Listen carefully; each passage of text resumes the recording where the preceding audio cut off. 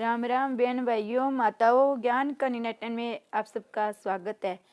आज मैं आपको मन को वश में करने के कुछ उपाय बताऊंगी। भगवान श्री कृष्ण कहते हैं कि मन को वश में रखो, तभी भगवान की परमात्मा की प्राप्ति होती है। श्री कृष्ण भगवान की जय। श्री भगवान कहते हैं, जिनका मन वश में नहीं है उनके लिए योग का प्राप्त करना अत्यंत कठिन है।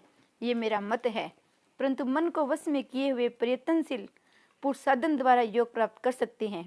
भगवान श्री कृष्ण महाराज के इन वचनों के अनुसार ये सिद्ध होता है कि मन को वश में किए बिना परमात्मा की प्राप्ति रूप योग दुष्प्राप्य है। यदि कोई ऐसा चाहे कि मन तो अपने इच्छानुसार निर्कुंश होकर विषय वाटिका में स्वच्छंद विचरण किया करे, परमात्मा के दर्शन अपने आप ही हो जाए, तो ये उसकी भूल है। दुखों का आध्यात्मिक निवृत्ति, आनंद में परमात्मा की प्राप्ति चाहने वाले को मन को वश में करना ही पड़ेगा। इसके सिवाय और कोई उपाय नहीं है। परंतु मन स्वभाव से बड़ा चंचल और बलवान है। इसे वश में करना कोई साधारण बात नहीं है। सारे साधन इसी को वश में करने के लिए किए जाते हैं। इस पर विजय मिलना मानो विश्व पर विजय मिल जाती है। भगवान शंकराचार्य जी ने कहा है, जगत को किसने जीता? जिसने मन को जीत लिया। अर्जुन ने भी मन को वश में करना कठिन समझकर अपने शब्दों में भगवान से यही कहा है, हे भगवान, ये मन बड़ा ही चंचल, हटीला, दृढ़ और बलवान है। इसे रोकना तो वायु के समान अत्यंत दुष्कर समझता हूँ मैं। तो इसके से किसी को यह न समझ लेना चाहिए कि जो बात अर्जुन के लिए इतनी कठिन थी वह हम लोगों के लिए कैसे संभव होगी। मन को जीतना कठिन अवश्य है। भगवान ने इसी बात को स्वीकार किया, पर साथ ही उपाय भी बता दिया। भगवान श्री कृष्ण ने कहा है कि हे अर्जुन, इसमें कोई संदेह नहीं कि चंचल मन का निग्रह करना बड़ा ही कठिन है, परंतु अभ्यास और वैराग्य से ये वश में हो सकता है। इससे ये सिद्ध हो गया है कि मन को वश में करना कठिन भले ही हो, पर असंभव नहीं।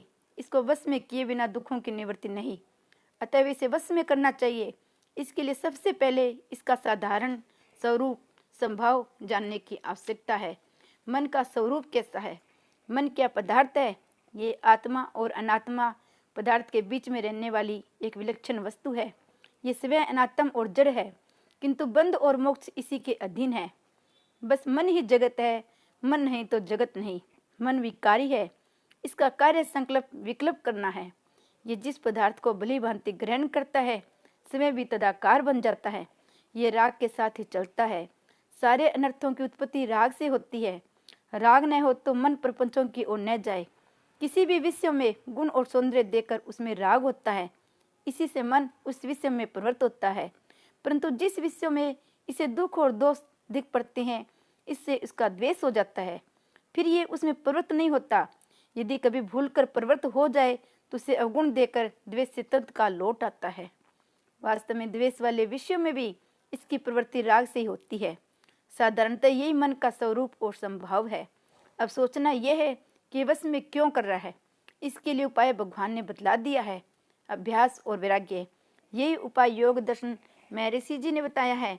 अभ्यास और वैराग्य से ही चित्त का निरोध होता है। अतएव इस अभ्यास से वैराग्य पर विचार करना चाहिए। जब तक संसार की वस्तुएं सुंदर और सुखप्रद मालूम होती है, तभी तक मन उनमें जाता है। यदि ये सब पदार्थ दोषयुक्त और दुखप्रद दिखने लगे जैसे कि वास्तव में है, मन कदापि इसमें नहीं जाएगा। यदि कभी इनकी ओर गया नहीं तो उसमें वापस लौट आएगा। इसलिए संसार के सारे पदार्थों दुख और दोष की प्रत्यक्ष भावना करनी चाहिए। इसका दृढ़ प्रत्यय करना चाहिए कि इन पदार्थों में केवल दोष और दुख ही भरे हुए हैं।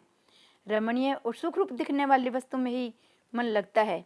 यदि रमणीयता और सुखरूपता विषयों में हटकर परमात्मा में दिखाई देने लगे तो ये मन तुरंत विषयों से हटकर परमात्मा में लग जाएगा। ये वैराग्य का साधन है। वैराग्य ही मन जीतने का एक उत्तम उपाय है। सच्चा वैराग्य तो संसार की इस दिखने वाले स्वरूप का सर्वथा अभाव और उसकी जगह परमात्मा का नित्य भाव प्रतीत होने में है। परंतु आरंभ में नए साधन को वश में करने के लिए इस लोक और परलोक समस्त पदार्थों में दोष और दुख देखना चाहिए, जिससे मन का अनुराग हटे। श्री कृष्ण भगवान कहते हैं, इस लोक और परलोक के समस्त भोगों में वैराग्य, अहंकार का त्याग, जन्म मृत्यु, बुढ़ापा, रोग, दुख और दोष देखने चाहिए। इस प्रकार वैराग्य की भावना से मन में वश में हो सकता है। ये तो वैराग्य का संक्षिप्त साधन हुआ। आप कुछ अभ्यास पर विचार करें कि नियम से रहना चाहिए तो मन वश में हो सकता है। मन को वश में करने के लिए नियम से बड़ी सहायता मिलती है। सारे काम ठीक समय पर नियमानुसार होने चाहिए। प्रातःकाल बिछोने से उठकर रात को सोने तक दिन भर के कार्यों में एक ऐसी नियमित दिनचर्या बना लेनी चाहिए कि जिससे जिस समय जो कार्य करना हो मन अपने आप संभाव से उसमें उसी कार्य में लग जाएगा। संसार साधन में तो नियम से लाभ होता है, परमार्थ में भी इससे बड़ा लाभ होता है।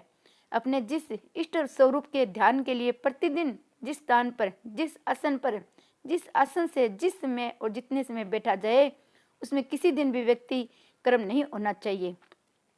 5 मिनट भी नियमित ध्यान अनियमित अधिक समय के ध्यान से उत्तम है। आज 10 मिनट बैठे, कल आधा घंटे, परसों बिल्कुल लंगा। इस प्रकार साधन के साधक को सीधी कठिनता से मिलती है।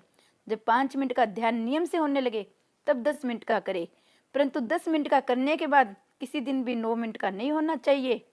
इस प्रकार स्थान, आसन, समय, इष्ट मंत्र का बार बार परिवर्तन नहीं होना चाहिए। इस तरह के नियमनार्थ से मन स्थिर होता है। नियमों का पालन खाने पीने, सोने और विहार करने से सभी में होना चाहिए। नियम अपने अवस्थानुकूल सहमति बना लेना चाहिए। श्री कृष्ण भगवान की जय। भगवान ने मन को वश में करने के बहुत उपाय बताए हैं। इन्हीं में 2 उपाय आपको मैंने बताए हैं। आपको अच्छा लगा हो तो चैनल को सब्सक्राइब करिए और वीडियो को लाइक कीजिएगा।